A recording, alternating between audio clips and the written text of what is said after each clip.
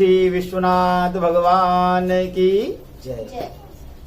अब मैं हरतालिका तीज की व्रत की कथा आपको सुनाता हूँ। शंख इसलिए बजाया कि हमारे यजमान है, उन्होंने कहा पंडित जी कथा में यदि शंख न बजे तो आनंद नहीं आता है, इसलिए हमने सोचा चलो उनकी भी इच्छा पूरी कर लें। हरतालिका तीज की व्रत की कथा बहुत छोटी सी है और किताब की भाषा में मैं बोलता नहीं हूँ, क्योंकि किताबी भाषा तो आप लोग नेट पे भी पढ़ लेते हैं, आपको भी याद है और वो पुस्तक भी आपके पास रखी ही होगी अवश्य ही, और आपने कई बार उसको सुना होगा।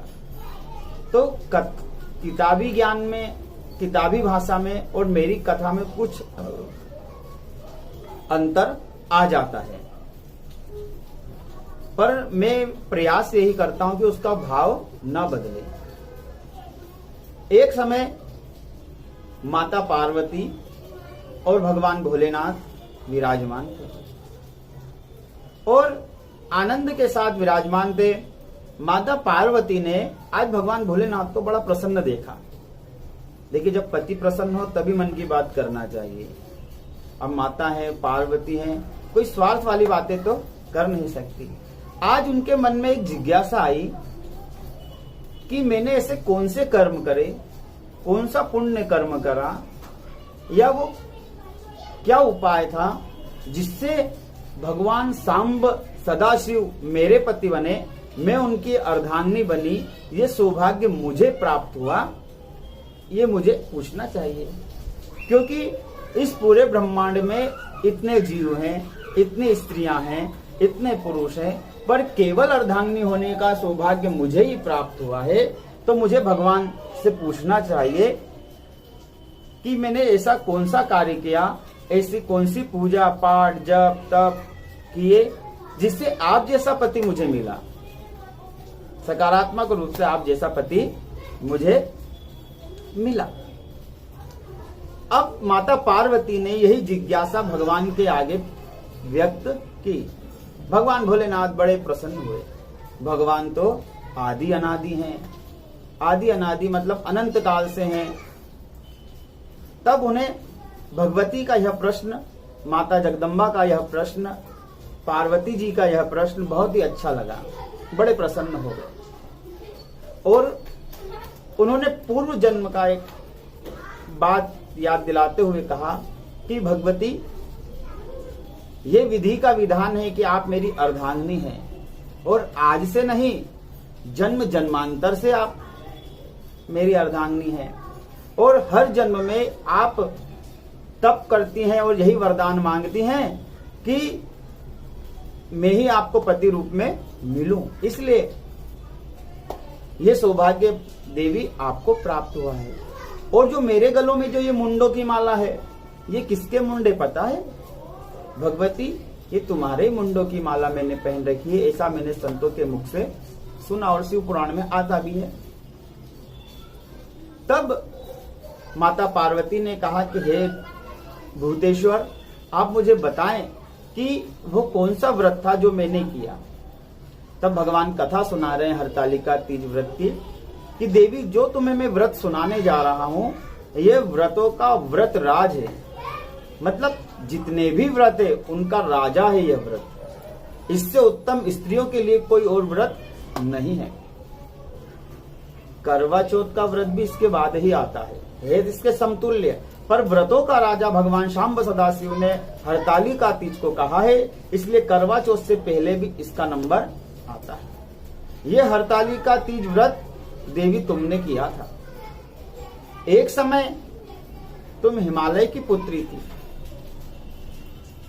और वहां पर बाल्यकाल से ही तुमने घोर तप किया। अर्थात यदि हमें भगवान की प्राप्ति चाहिए, कोई साधना करनी है, कोई अमुक फल की प्राप्ति है, तो बाल्यकाल से ही लगना पड़ता है। कुछ लोग सोचते हैं कि हम बुढ़ापे में भजन करेंगे, तो वो गलत है। भगवती, तुमने बाल्यकाल से ही मेरी उपासना करी। पति और पत्नी का संबंध वासना का नहीं है, उपासना का संबंध है। और भगवती, तुमने मेरी उपासना बाल्यकाल से ही की। 12 वर्ष निराहार रही, मतलब कुछ खाया पिया नहीं। गर्मी के दिन में अग्नि के पास, ठंड के दिनों में नदियों पे रहकर तुमने तपस्या करी, घोर तपस्या करी। जितना तुम अपना शरीर को कष्ट दे सकती थी, उतना कष्ट तुमने अपने शरीर को दिया। मतलब चरम सीमा न रही। और देखो, हमको तो निर्जला रहना है, केवल 24 घंटे का व्रत, उसमें हम घबराते हैं। हालांकि एकदम यह व्रत नहीं होता, उसके लिए हमें चाहिए कि हर महीने निर्जला का अभ्यास करें। हर 11 को हम थोड़ा निर्जला रहने का प्रयास करें। और देखिए, कुछ लोग कहते शरीर को कष्ट नहीं देना चाहिए, उपवास नहीं रखना चाहिए, भगवान ने कब कहा भूखे मरोगे। तो ये सब फोकट की बातें हैं। हमें यदि अपने शरीर को साधना है तो इसको थोड़ा सा मजबूत बनाने के लिए भूखा प्यासा मेहनती रहना चाहिए। हर व्यक्ति को इतनी मेहनत तो करना चाहिए कि पसीना निकले। तो इस शरीर को कष्ट देना चाहिए। और भगवती आपने भी अपने शरीर को कष्ट ही दिया। ये देख करके आपके पिता हिमालय बड़े चिंतित हुए कि देखो, मेरी पुत्री जो है पार्वती इतनी पूजा पाठ करती है, घोर तपस्या करती, तपस्या नहीं करती, घोर तपस्या करती है। इसके लिए मैं एक सुयोग्य वर कहां से लेकर आऊं? क्योंकि पिता की इच्छा होती है कि जितना लड़की को पढ़ाया लिखाया है, रूपवान है, गुणवान है, उसी के अनुसार मैं उसको अच्छे से अच्छा वर दूं। अब लड़की ने यदि अच्छी पढ़ाई करी है तो पिता ही सोचते हैं कि इसको भी कम से कम उतनी ही पढ़ाई का व्यक्ति मिले, अच्छा घर परिवार संपन्न मिले। पिताजी को बड़ी चिंता रहती कि मेरी पुत्री इतनी तपस्या करती है, इतनी पूजा पाठ करती है, मैं इसके लिए कौन सा उचित वर ढूंढूं जहां पे इसको समस्या ना आए। क्योंकि ये इतनी पूजा पाठ करने वाली है, किसी नास्तिक के घर में चली गई, वहां पूजा पाठ नहीं मिली तो ये दुखी हो जाएगी। जो जैसे में होता है वैसे में भूल जाता है। इसलिए पिताजी को चिंता हुई और चिंता हुई और नारद जी आ गए। जीवन में जब चिंता होती है और व्यक्ति चिंतन करने लग जाता है तो गुरु घर पे आ ही जाते हैं। इसलिए किसी भी विषय पे चिंता ना करें, चिंतन करना चाहिए। चिंतन कर रहे थे, नारद जी का आगमन हुआ। नारद जी को बड़े ही आदर सत्कार के साथ उनको आसन दिया, अर्घ दिया। आसन अर्घ का दिया, वेलकम करा, आसन दिया, चाय पानी नाश्ते का पूछा और नारद जी से कहा कि हे नारद जी, मेरे मन में अपनी पुत्री को लेकर विवाह की चिंता है। आप इसके लिए सुयोग्य वर की खोज कीजिए या कोई ऐसा वर बताइए, परिवार बताइए जिसके साथ में अपनी कन्या का विवाह कर दूं। और ये कन्या बड़ी तपस्विनी है, घोर तपस्या करती है, इसलिए इसके लायक ही कोई वर आप ढूंढिएगा। अब नारद जी ने यहाँ पे थोड़ी सी लीला रची, नारद बुद्धि लगाई। अब नारद जी कह देते सीधे ही कि भगवान भोलेनाथ शंकर के साथ विवाह कर दो, ये जगत जननी है, विधि का विधान है, ये इस जन्म में नहीं कई जन्मों से भगवान की अर्धांगिनी है और इस जन्म में विवाह होगा। तो हिमालय मना कर देते, बोले मेरी लड़की कुंवारी बैठी रहे, पर भांग खाने वाले से, शमशान में रहने वाले से, जिसका कोई घर बार नहीं, उसके साथ में अपनी कन्या का विवाह कर दूं। अब नारद जी ने यहाँ थोड़ी लीला, बोले देखिए त्रिलोकी में तो मैं घूमता रहता हूँ, ब्रह्मा जी तो बुढ़े हैं, भगवान विष्णु अच्छे हैं, आप कन्या रूपी दान उनको ही कीजिए। और एक बार बातचीत में भगवान विष्णु ने भी विवाह का विचार व्यक्त किया था कि मैं विवाह करना चाहता हूँ, यदि आपकी इच्छा हो तो ये मनोरथ में बता दूं। आज उनका ये मनोरथ सिद्ध हो गया। नारद जी ने ऐसी बात बनाई पर भगवान विष्णु का विवाह के लिए विचार व्यक्त किया, ऐसा कहा, पर ये नहीं कहा कि पार्वती जी के लिए कहा। बात घुमाओ फिराओ कर दी। कुछ लोग बात घुमाने में बड़े चतुर होते हैं और हमारे नारद जी तो बात बनाने में बहुत चतुर हैं। अब नारद जी ने ऐसे मन में विचार डाल दिए और हिमालय कहने लगे कि कुछ भी हो जाए मैं अपनी कन्या का दान भगवान विष्णु को ही करूंगा। और इधर नारद जी नारायण नारायण नारायण कहते कहते सीधे विष्णु लोक में चले गए। भाई जिसका विवाह निश्चित किया है, जिसके विवाह की बात अफवाह फैला के आए हैं, कम से कम उसको तो इन्फॉर्म कर दूं, फोन लगा के बोल दूं, मैसेज दे दूं। अब नारद जी जो थे भगवान विष्णु जी के पास गए, प्रणाम किया, कहा कि प्रभु मैं आपके विवाह की वार्तालाप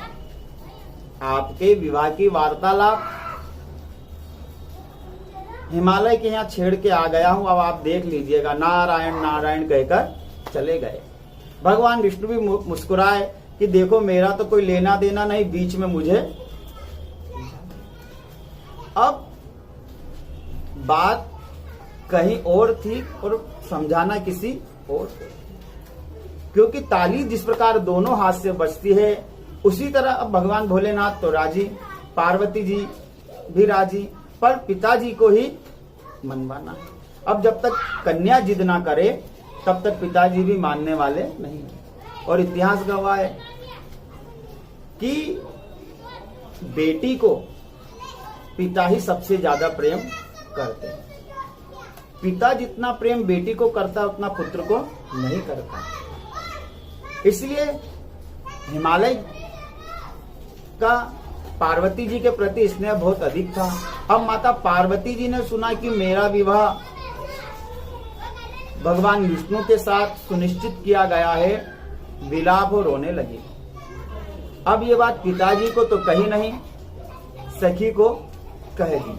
देखिए कोई आजकल तो बच्चे समझदार हो गए हैं, माता पिता भी समझदार हो गए हैं और सब लोग व्यवहारिक भी हो गए हैं, तो आज ये समस्या हमारे बीच में उपलब्ध नहीं होती।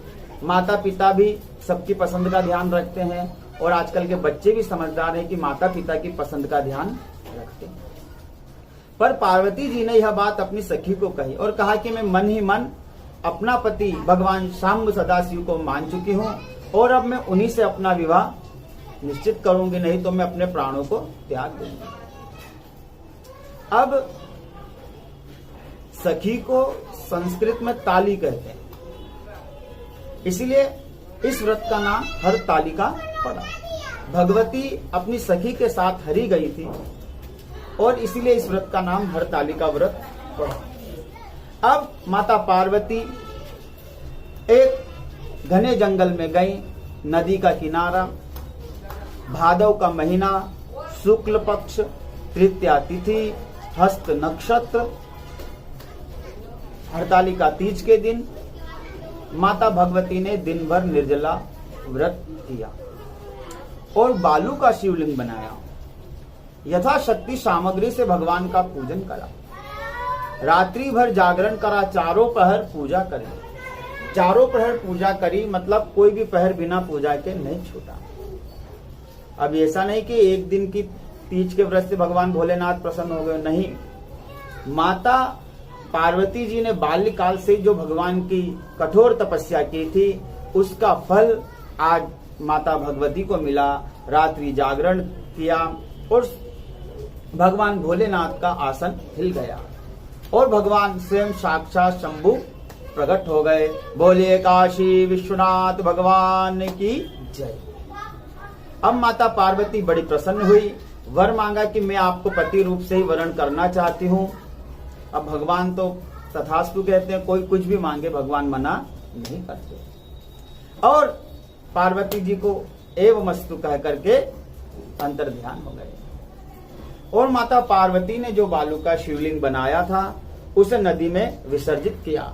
भगवान शाम्ब सदाशिव का जो प्रसाद था उस प्रसाद को ग्रहण करके माता ने आज व्रत का पारणा किया, व्रत को पूर्ण किया। हमें भी इस प्रकार प्रसाद से ही व्रत का पारणा करना चाहिए। अब इधर हिमालय मन में चिंता कर रहे हैं कि कोई मेरी पुत्री को उठा ले गया, सिंह ने खा लिया, कोई अपहरण कर ले गया, नाना प्रकार के विचार कर रहे हैं। और जब वे माता भगवती को ढूंढने निकले तो जहां माता भगवती सखी के साथ नदी किनारे थे वहां पर पहुंचे और भगवती को उन्होंने गोद में उठा लिया और रोने लगे। तब माता पार्वती ने संपूर्ण वृत्तांत बताया कि आप मेरा विवाह भगवान विष्णु के साथ करना चाहते थे, पर मैं मनी मन भगवान शाम्ब सदाशिव को अपना पति मान चुकी हूँ और मैं उन्हीं से विवाह करूंगी। और उन्होंने प्रसन्न होकर मुझे वरदान भी दे दिया। तब हिमालय ने कहा कि जब पुत्री भगवान सांब सदाशिव ने ही तुम्हें वरदान दे दिया है तो मैं कुछ नहीं कर सकता, क्योंकि भगवान ने जो वर दे दिया वो विधि का विधान हो गया, अब मैं उसे टाल नहीं सकता। और भगवान विष्णु से उन्होंने मन ही मन क्षमा मांगी और कहा कि बेटी मैं तुम्हारा विवाह भगवान शांब सदाशिव के साथ ही करूंगा। इसलिए शिव पार्वती का विवाह हुआ। अभी तक भगवान शिव अकेले थे, अब शक्ति भी जुड़ गई, शिव शक्ति का निर्माण हो गया। बोलिए काशी विश्वनाथ भगवान की जय। तो जो स्त्रियां सौभाग्य की प्राप्ति के लिए, अच्छे वर के लिए, लंबी पति की लंबी आयु के लिए जो यह व्रत करती हैं, उनकी सभी की मनोकामनाएं पूर्ण होती हैं। और इस व्रत को करने से जिनका पति नहीं सुनता है वो भी सुनने लग जाता है। कुंवारी कन्याओं को मनचाहा फल मिलता है। बस यह है कि हम पूर्ण श्रद्धा, भक्ति और विश्वास प्रेम से हरतालिका तीज का व्रत करें और प्रतिदिन भगवान शिव की पूजा करें। अब कुछ लोग सोचते केवल हरतालिका तीज का व्रत कर लिया फिर साल भर बाद भगवान को पूछेंगे, ऐसा नहीं है।